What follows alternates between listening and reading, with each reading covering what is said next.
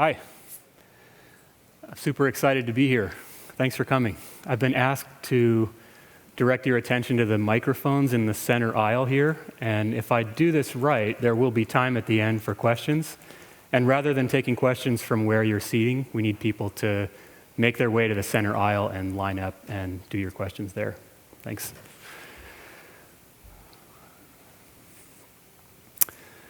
So I'm going to start by telling you a little bit about myself. I'm going to tell you what we'll be covering today, and then we'll get into the meat of the talk. I'm a person who's done some product design work at a few places in town. I bet a lot of people here in the audience have done work at the same kinds of places, the usual suspects in our neighborhood. I've also done a stint as a principal of my own company, so bring perspective from that angle, and I bet I share that also in common with a lot of people here. My background is in design, and when I use the term, I mostly mean visual communication. And just to establish how much we may or may not speak the same language around those things, I'll tell you what I mean by that. It's books like this, the foundation of where that comes from, references like this one, heroes like these people, and some Bibles like these. And at the same time that I've been living in that world, my professional existence, I spent time growing up in a very different kind of place and spending my off time in worlds that look more like this. And about 20 years ago, even places that look like this. And I never really thought that those two things were going to come together into one pursuit. I actually did some work to make sure that they didn't come together in one pursuit, but I failed at that and ended up with my first job right out of school designing this magazine. Does anybody remember this? So I really thought when I did that for about a year or so that was the absolute last time that those two worlds were going to come together. But then I found myself in a very, very different kind of place, and that's what I want to talk about today. And this really, I think of it as a field report for people who are in similar situations. It's partly for designers, but it's for anybody who is in the technology industry or the software space. This is where I've been. We are a local software company. We're based in Bellevue, just across the water. Now we're up to about 320 full-time employees. We were founded about 16 years ago, and we make all kinds of, a variety of kinds of software. And we began our existence as a fairly traditional game developer. And lately, though, we've pretty greatly expanded to other kinds of products and services and experiences. So we'll go over some of those too. Today, we're going to do four things. I'll be telling you about breaking apart talk into four parts. We'll talk a lot about how Valve works, which is a really interesting subject in and of itself, I think. I love talking about it. We'll talk about what Valve actually produces, what we make, the products that we're pretty well known for. And then the heart of this is really about a different way to practice design that goes on at Valve, and it's really an outgrowth of how Valve is organized and how we work. It impacts the process of design pretty significantly. And then we'll wrap up by talking about why all of this matters, not just for the people who work at Valve, but for the industry more broadly. So, how Valve works.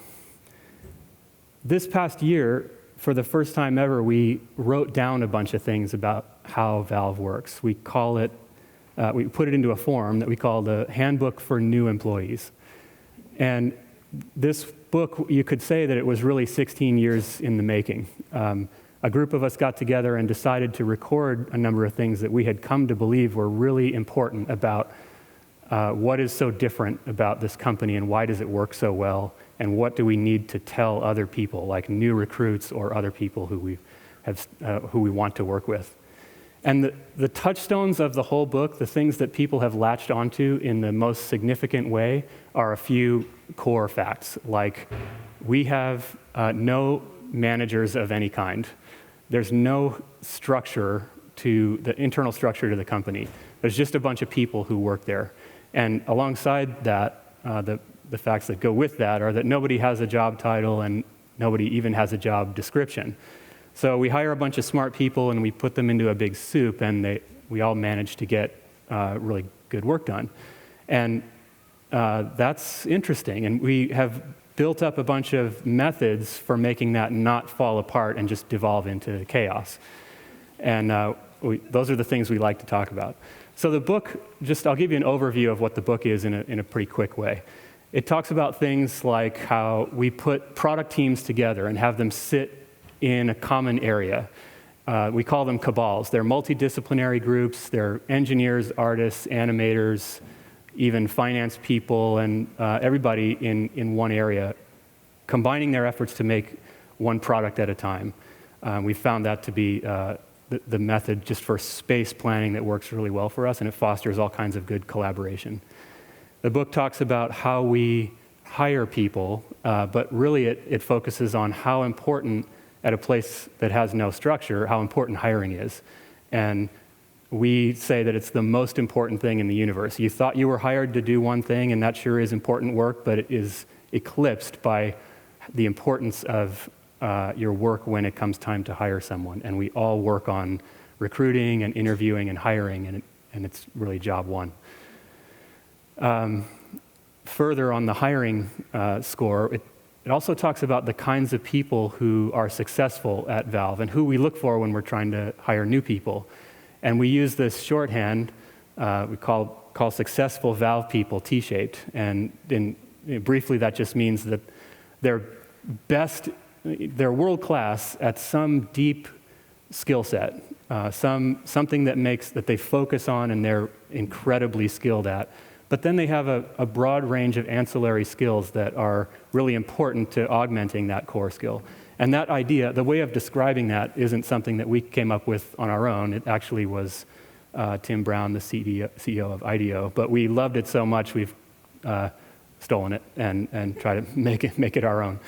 It also talks about career growth and how at a place that doesn't have structure or titles or anything, what does it mean for me to join the company? You know, I was planning on being a director of films in Hollywood in 5 years, but I'm not going to have an advancement that's very clear to outside people. So what does that mean for me? And the answer, in a very brief way, is that the actual career growth in an environment like Valve's is incredibly accelerated, and it's something that allows people to make progress exactly limited only by their own desire and ability. And that when you spend time at Valve, you end up being enormously empowered, and you grow really a lot faster than you would if you were following a more traditional ladder.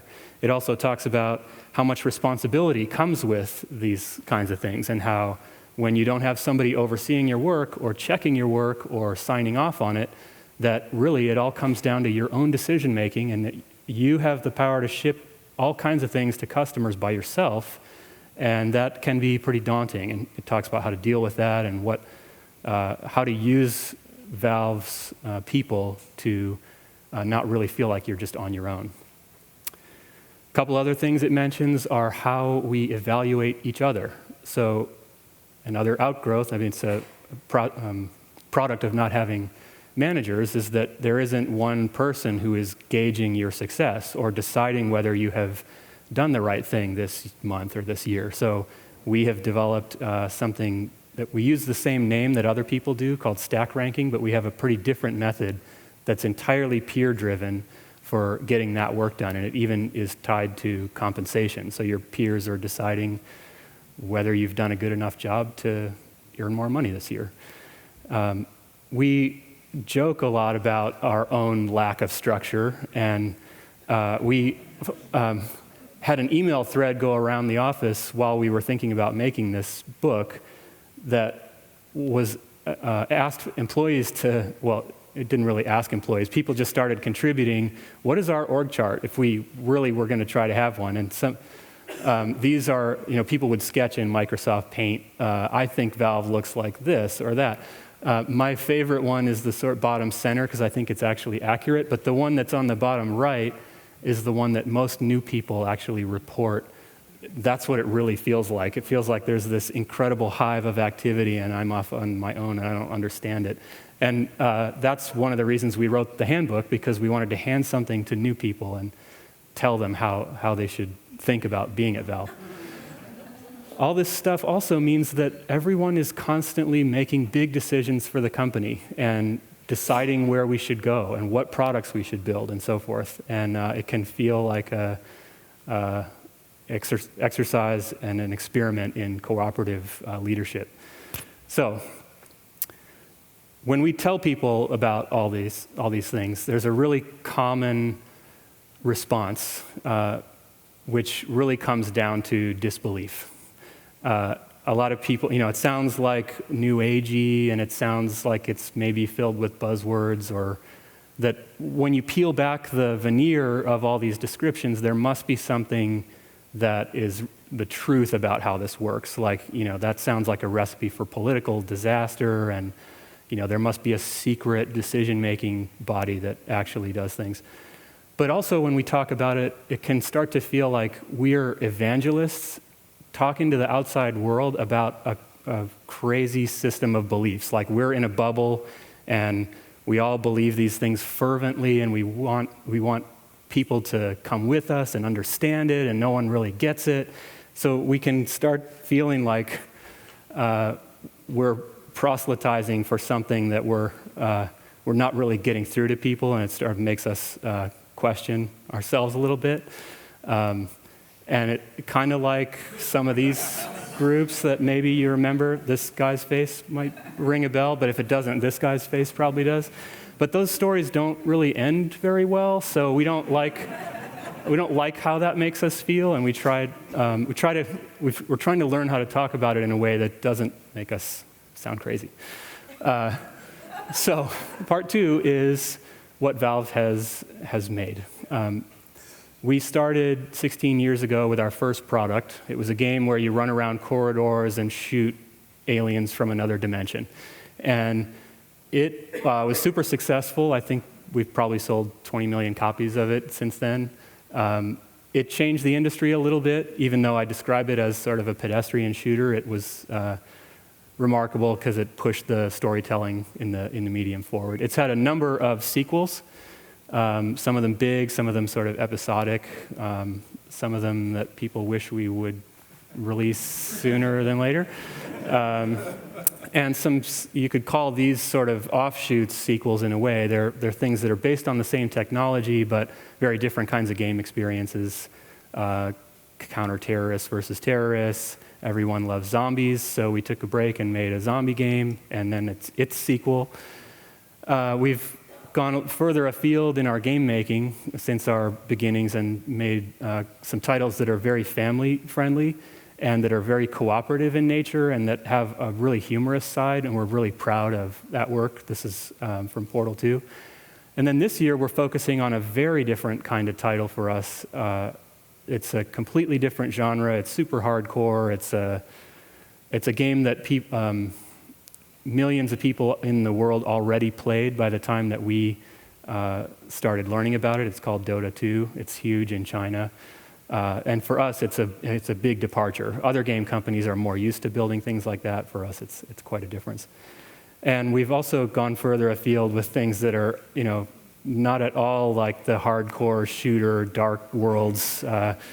TF2 is sort of an experimental playground for all kinds of game modes and bits and pieces that come together and support trading, and there's a marketplace, and that's a talk of its own. The biggest change probably in the history of Valve's existence for us has been our shift from being a pretty traditional game developer to one where we are a platform holder, and we are a game publisher in a way, a digital publisher, and we create all kinds of services to support gaming on PC, Mac, and now Linux with a platform called Steam. And it has 50 million active users, which is I don't keep exact track, but it's on par with the other big gaming platforms that you hear about all the time. We have been expanding that platform with a series of releases, one of which brought us from Windows to the Mac, and we communicate about that to Mac users with a pre-release set of announcements that sort of riffed on a bunch of historic Apple communication, and did it in a way that was just shy of us needing to talk with their approval people, which we are actually pretty proud of. And we heard that, just anecdotally, that they weren't super thrilled about those things. But it came off pretty well, we thought. We also have been expanding into the mobile territory. We have not brought our games to that space quite yet, but we have brought most of our service platform to the mobile space, so iOS and Android, and that's been we've been treating it really like an experiment, but it's been a pretty successful one so far. Along the same lines of platform expansion, we recently released an update that allowed us to move into the living room. And it's a funny kind of hybrid release because it's a software-only release that runs on Steam, so people have to figure out how to connect their TVs. But in combination with a bunch of other things that we have going on, we think it's going to be pretty significant. So this is a look at what Steam looks like when it's on the TV. It looks pretty different from the slide of a few moments ago of a desktop application that was more for that environment. And then we do work around these releases. This is all in-house work, by the way, to communicate about the piece of software that we've just released. So we do a trailer that we hope is entertaining to tell people about what is in this new mode. This is called Big Picture, so we built a trailer for that. And along those same lines, we build communication pieces for all of the products that we release. Not just marketing communication pieces in a traditional sense, but what we consider to be products in their own right. So there's a series of short films that coincides or is in the same universe as Team Fortress 2, and those are called Meet the Team. And I bet if you watch them end to end, they'd be about the length of a feature film. But we put a ton of effort into that, and our customers are always asking us to do more of that work, and they really, it's some of the most rewarding work that we do. They appreciate it so much, and it's in the service of our game, but we treat it like it's a first-class citizen, like these films are products. We also have been expanding and just supporting all these franchises with things like comic books and printing paper versions of those things in addition to releasing them digitally. And another shift in direction lately is that all of this kind of work, producing movies, modifications for games, comic books, and so forth, we really have been, as much as we can, putting tools in our customers' hands so that they are able to create the same kinds of experiences that we're creating.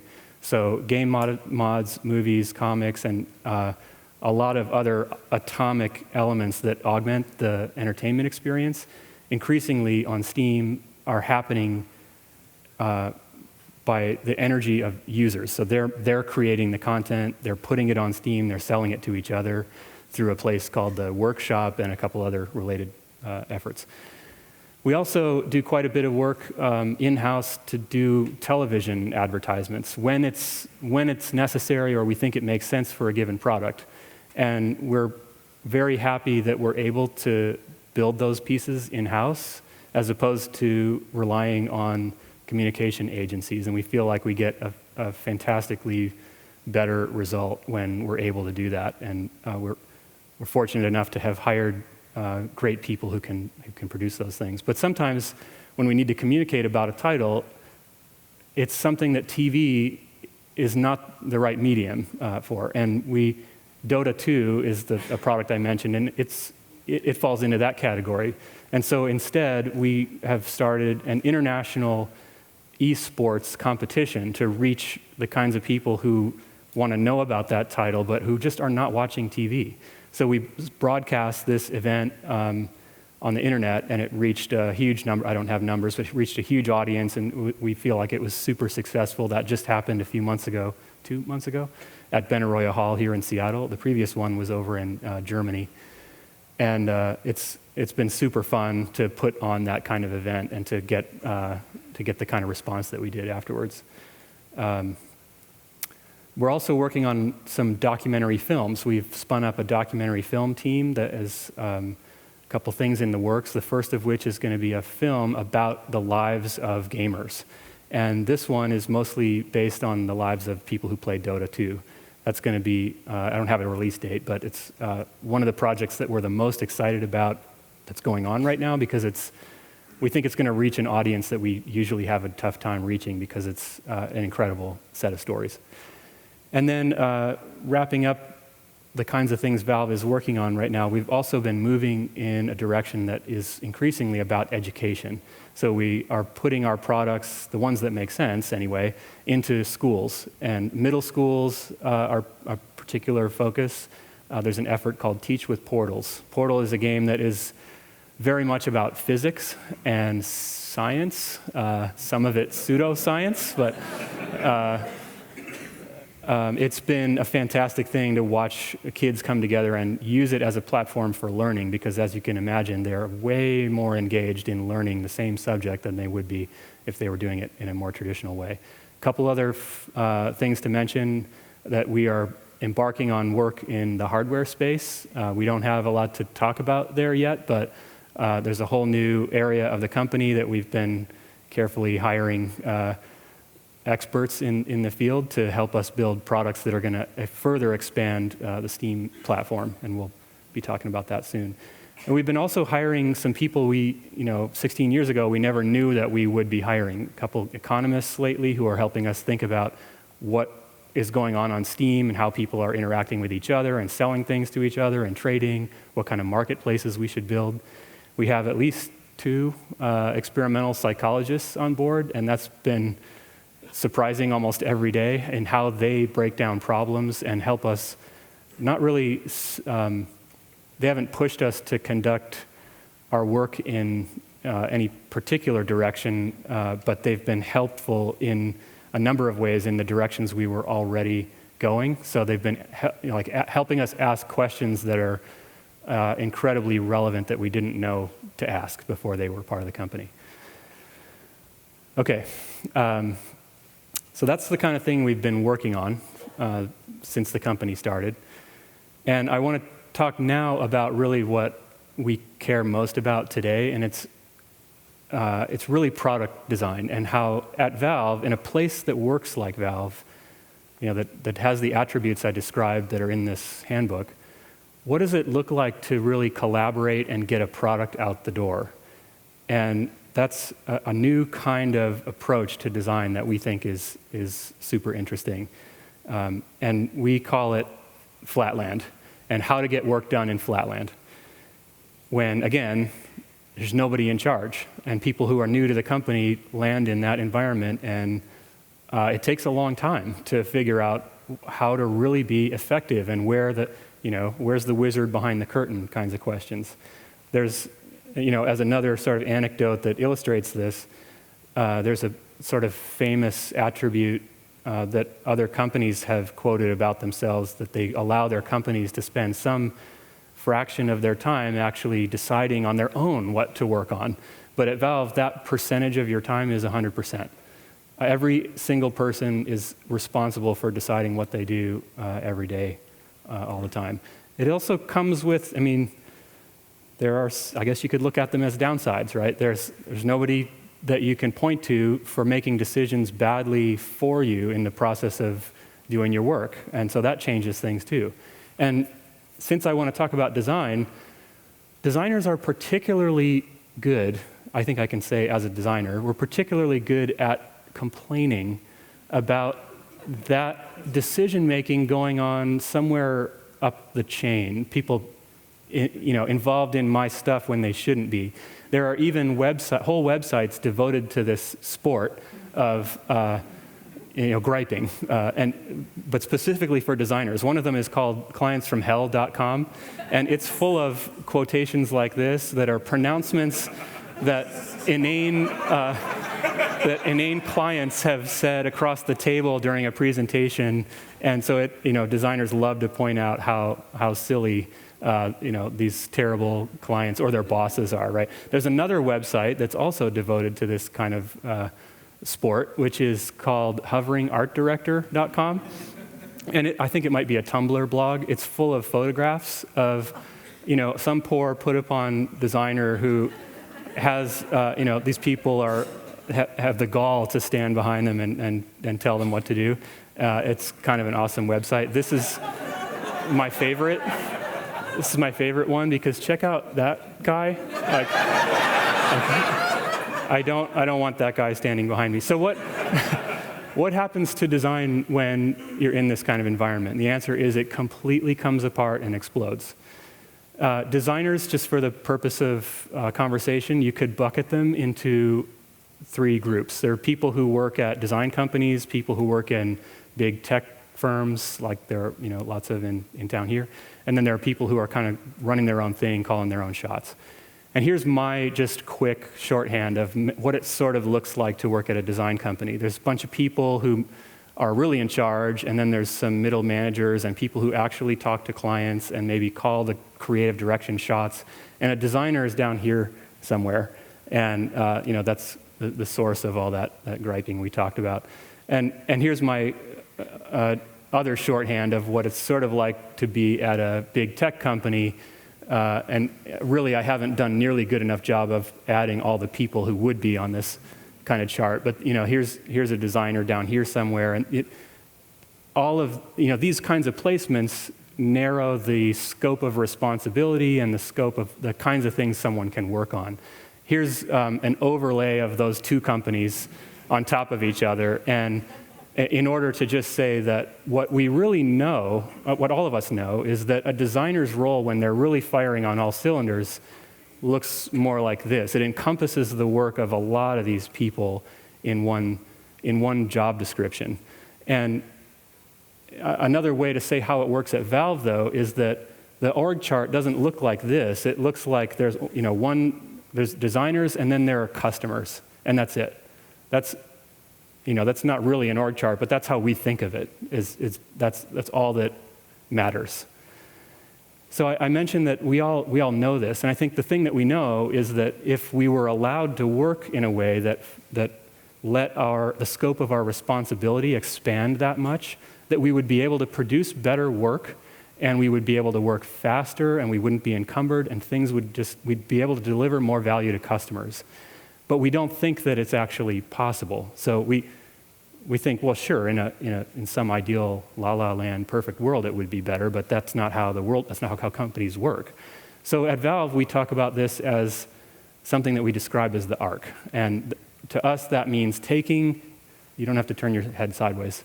I'll explain what this is. If you took all those people that were in that mashup job description and took the work that they do and put it in a linear array, this is the work that we talk about as the process of getting a product out the door. And specifically here, it's the non-engineering work. So we work at a software company, and I've left the engineers out of this chart. And really everything else involved is the kind of work that people who think about product design at Valve do on a day-to-day basis. So it's how a product gets done. But the point is that those slices are not work items that are getting done by one person and then handing it off to another. This is instead the work of a single person and in each person. And traditionally, if you're a CEO, you get to do the work over here. That says strategic planning. And if you're a middle manager, you get to do the work that's a little farther down the chain. You're not deciding what product to build, but you're deciding how it should be organized. And then somebody else gets to think about, maybe a designer gets to think about how that product gets organized and what should be in it. Lots of other details. And if you're a really empowered designer in a somewhat traditional environment, like maybe you're starting your own company, then you're in a world that maybe looks as varied as this, where there's a lot of different kinds of design work that you're doing. But really, this is what you want, and this is how it works at Valve, and it's why design is so different at Valve. So this stuff that I'll expand a little bit on, this is everyone's to-do list. Everyone at the company is a designer, and I'll talk more about that. So just to go through some of the individual slices on that arc, and I mean, really for the purpose of establishing that when we say these things, we mean the same thing that other people do. One of those slices is, information architecture. And there are people who devote themselves to the discipline, and they're good at their jobs, but they are usually part of an organization who only let them do that work or something that's right next to that work. But it really is, it looks like breaking down an experience, deciding what goes where, chopping up content to fill in the leaf nodes of an experience, in a granular way or a macro way, or really organizing the overall flow of a product. There's interaction design, and that kind of work at Valve is the same as probably what you would think of. It's deciding how in a rough way, deciding the mechanics of an experience and how it works before the final version of that thing gets out the door. There's an umbrella term, user experience design, and it encompasses a lot of stuff. But it really, in building complicated products, it can include, again, the arrangement of information, but the fit and finish, all the visual details, how the ordering of an experience, all the mechanics that come with that. And we all work on products that are occasionally quite complicated, so there's a lot of good work that goes into user experience design, but that too is often one person's job.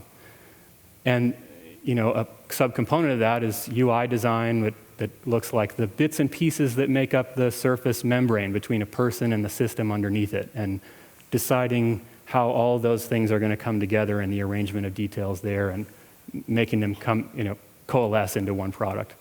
Then there's, most of the time, the work that goes into pushing pixels around is relegated to, yet again, a different person. But really, the visual, sophisticated work of color and layout and typography and everything that comes with being a visual communicator and designer. And then there's, sometimes people even break out what's called production design into its own role. And those, one thing that can mean is filling in, designing icons where you need one, but not really making a lot of decisions. You're being a visual communicator, but you've been handed a lot of, maybe all the requirements, and you're just doing the craftsmanship that it takes to finish something. There's also related work, like the very traditional work of branding and making the name and everything else come together into a manifestation, a visual manifestation for a product. And that is often handled by, maybe someone else at the company, but also often somebody at a completely different company. And we've done a bunch of that work. It's some of the most fun work for designers at Valve. I'd love to collect all of that work someday and make a talk on its own just about that. So I just went over all the things that are usually called design-related along the arc, and those are all the things we just talked about. Then there's all these other things, which I won't spend as much time talking about, but these are the things that are usually not considered design-related and usually not done by designers, like deciding what direction the company should even go. What should we even pay attention to? What products should we make and what should we not make? And coming up with ideas for how should we make those things real? Should they be features or new products, or what kinds of things? Then there's organizing groups to get that stuff out the door, and figuring out schedules, and interfacing with real customers, and figuring out how to have a relationship with the people you've just been serving for so long. And or I guess this is more along the lines of organizing teams, but figuring out the production of getting those things out the door. And a particularly important one is attaching words to the things that you're spending so much time organizing and building from a visual side, that words are such a fundamental building block that to separate out that work from the visual communication just comes with all kinds of detriments of its own. The science of figuring out whether something is usable or not, figuring out where that product fits in the marketplace, communicating about it in a way that matches where it fits in the marketplace, everything that comes up under the marketing communications handle. Even doing the paid placement of that communication and figuring out how we should present those things when we're paying to have it put in front of other people. And things like finding more people who do what you do. That's a critical part of being in the product design role too, I think.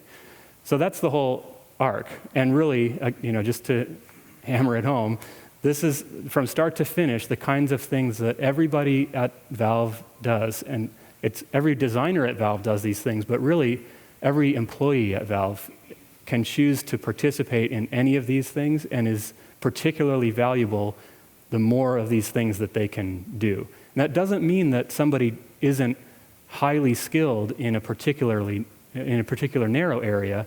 It just means that the more of these things that someone does, the more valuable they are.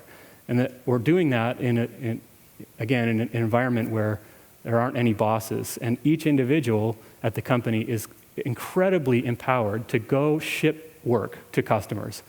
And I mentioned that everyone's a designer, but the empowered individual thing that we use as a test of ourselves to make sure that it's true, and something we use as a shorthand to describe this, is that 3 people at the company can ship anything. And the reason it's 3 people is that really it's 1 person can ship anything, but the work gets better if you just check with a couple other people before you decide to press the button. And I don't like to ship I hate shipping anything by myself, but the moment that I've checked with 2 other people, my confidence level goes from being, middle low to being extremely high, because I've got people at the company I know what their strengths are, I know what to trust them about, what decisions to check them with them, and then I just feel like I'm shipping it, and I don't need to check with anybody else.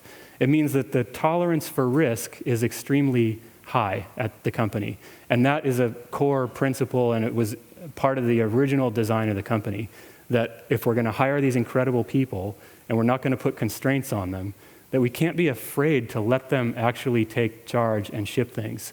And that takes a lot of courage and trust, and it even extends to the trust from customers who are receiving the actual work. And they know that we sometimes make mistakes, but they also know that we're going to fix those mistakes, and that we're not making them out of a desire to shortchange them or to trick them or anything, and that they know that we're kind of an amorphous group of individuals, and that if they raise an issue that seems like a mistake, we're going to pay attention to it. And so our brand is strong enough to tolerate those kinds of mistakes. So there is no approval process for the design work or any kind of work that goes on at the company. That means that nobody's in the way of getting things out into the world. There's no bureaucracy. There really are just customers. That's the only thing to care about.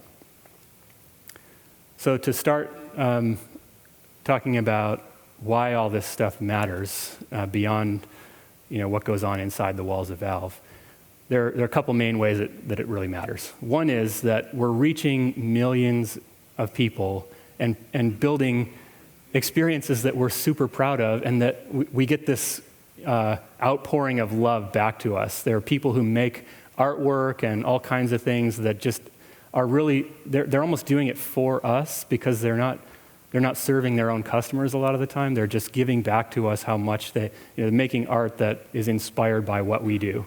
And I don't have a huge collection of it here, but it's really rewarding. There's all the kids who are experiencing the work in new kinds of ways. I mentioned education, and this is a local middle school, and this has become a national program that's got involvement at the Washington, D.C. level, and it's super exciting.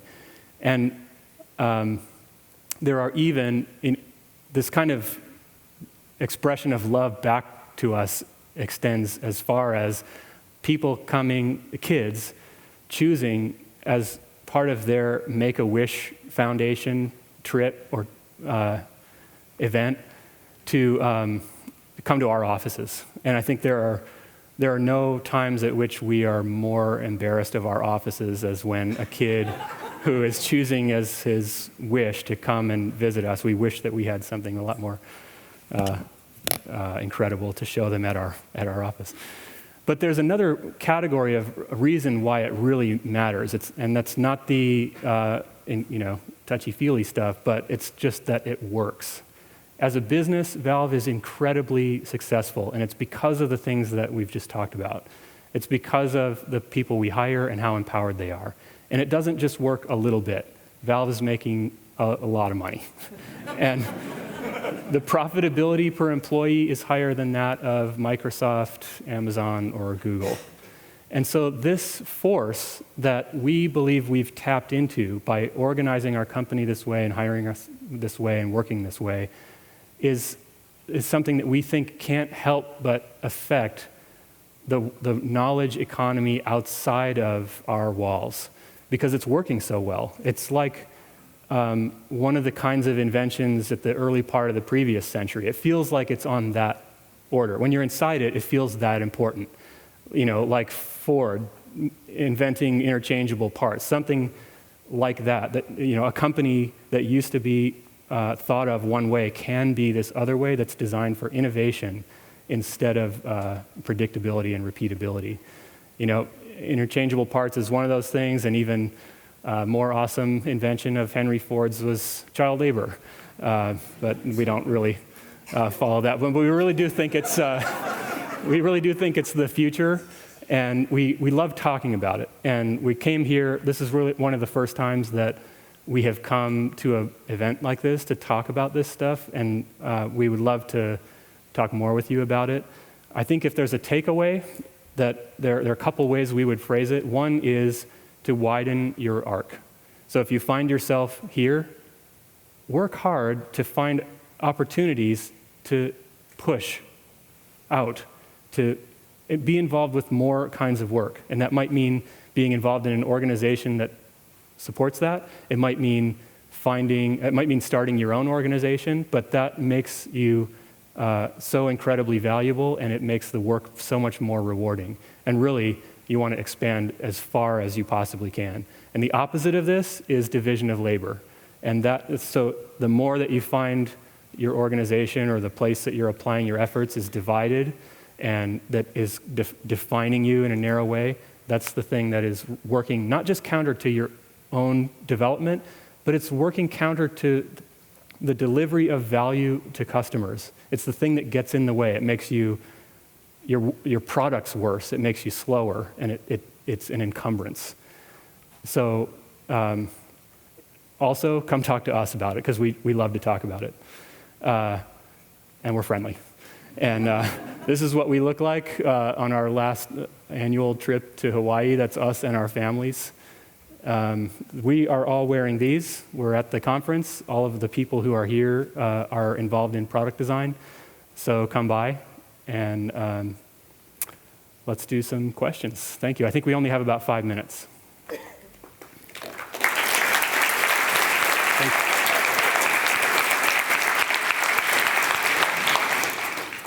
First off, I want to say that I'm one of those people that loves everything Valve does, to the point that I got really excited when I saw a slide with just the number 3 on it. But we had, when the employee handbook got leaked or let out in whatever way it was, yep. I printed it out, brought it to my boss, said, hey, this is really cool. And so he took it and brought it to our lawyer, who said, hey, this is a dumpster fire waiting to happen. So what I really love all of the stuff that's going on and the ideas, but there are some inherent risks to having no managers. Yes. So hiring sounds really easy. What about firing people? Does that get hard? That's a great question. And actually, I wish that we had covered firing in the employee handbook. It was one of the things that we left out, and we tried writing it, and we didn't feel like we were capturing how Valve actually thinks about hiring in a well enough way. So it was almost just a wording problem, like we couldn't get it done in the time when we wanted to finish the handbook. The short answer for how we approach terminations really is the same as we approach all other decisions at the company.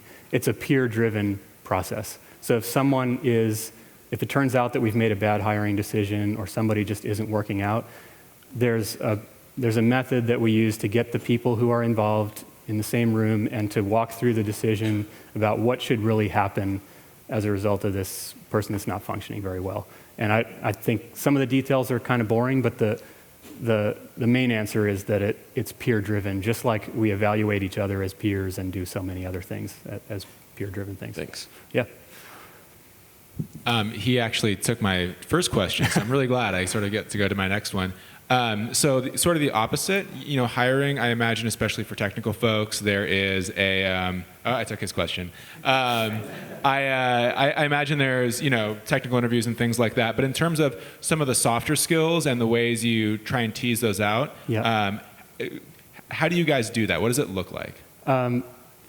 It is a question that deserves a really long answer, but if I tried to boil that down, it really looks like the interview process looks much more like a collaboration and a work process.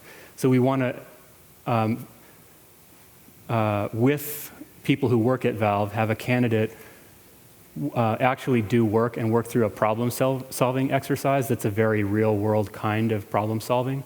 So it's not a lot about asking people what they would do in a certain environment or what they've done in the past. We ask those things, but the meat of our decision-making comes out of a process where we're putting people in an environment, even during an interview, where they're really doing work and watching them collaborate and pushing them and finding their limits and things like that.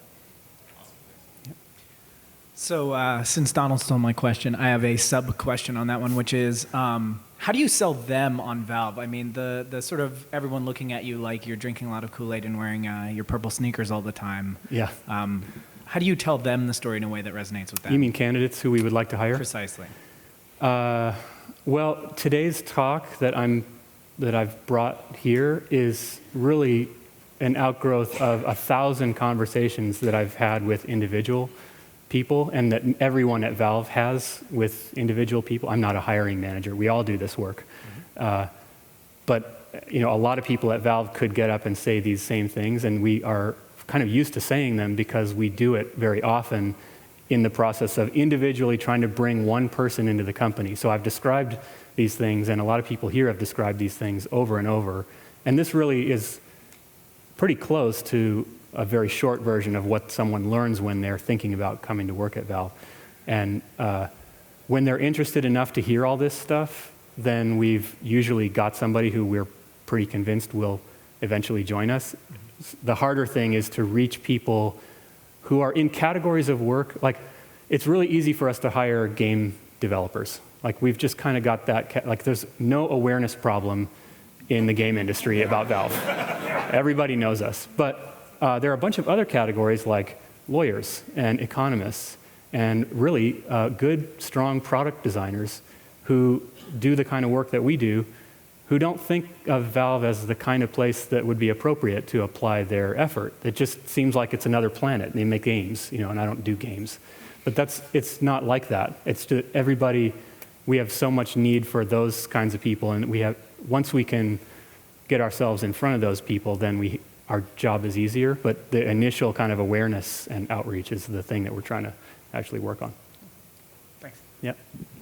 You talked a little bit about how you prefer interdisciplinary employees when you're hiring and such. Mm-hmm. Do you take some regular steps into helping your current employees to learn those other disciplines within the company, or do you just prefer people who already have that kind of talent and widespread? So we think that it's an outgrowth of how the company works, that the people who join us and end up at Valve are in situations that test and grow their ability to do the kind of broad skill set that might be away from their core strength. And we don't actually do sort of codified purposeful development in that we don't do education programs, or we don't send people to training and that kind of thing. That the act of being at Valve is such a good both test and growth opportunity that we really rely on the company itself to develop those skills. And when we hire well, like we usually do, it works out well for people, and that growth does happen. But sometimes we get it wrong, or sometimes the person we've brought on doesn't really think it's a fit. And if they're not growing and they're not feeling like they're being professionally developed well enough, then it doesn't always 100% work out. But we usually have good results. Yep. Hi, I'm Morgan. I'm a student at UW. First off, please hire me. Second, you said the phrase, "You're not a hiring manager." We don't have hiring managers. I just wanted to make it clear that everybody at Valve does the work of talking about the company, interfacing with people who are interested in working at the company, and getting those connections to happen and bringing people into the company. Okay, so my real question, that was preface, was, so I see Valve as like a socialist company in that it's like Twitter. Everyone has a voice, right? However, it's impossible for everyone on Twitter to listen to everyone else. How do you guys communicate? How do you guys collaborate when there's 302 people in a That's a good question. I think that should probably be our last question, and I'll just answer that one and then say thanks. It's one of the things that we don't do very well. So we would like to have a perfect knowledge across the company of what's going on, what each person is good at, what they're doing, what they would like to be doing, what they care about, what they're worried about. And we've actually been pretty interested in finding tools or methods to make us better at that. A lot of the complaint from early or new employees is that it's hard to gain awareness of what the whole company is doing. And one of the good things about that is that the way to get those answers is the very hard, lengthy process of just going to talk to almost everyone. And that takes a huge amount of time and effort, but the result you get out of that is a deep awareness. So people at Valve who do that regularly and who are good at that are often some of the most successful people at the company who have that broad awareness because they've built it. But we would like to get better at it without requiring so much effort. We'd like to have, we're looking at software and stuff, but we haven't really gotten great at disseminating and collecting information kind of collectively. Okay, we are also, you should come by our booth. We're doing a design-focused event from 5 to 8 tonight, where we'd like to talk with people who are interested in and engaged in product design and who are designers. So come pick up a wristband at our booth, and then you can come down to our event and talk to us there. Thank you.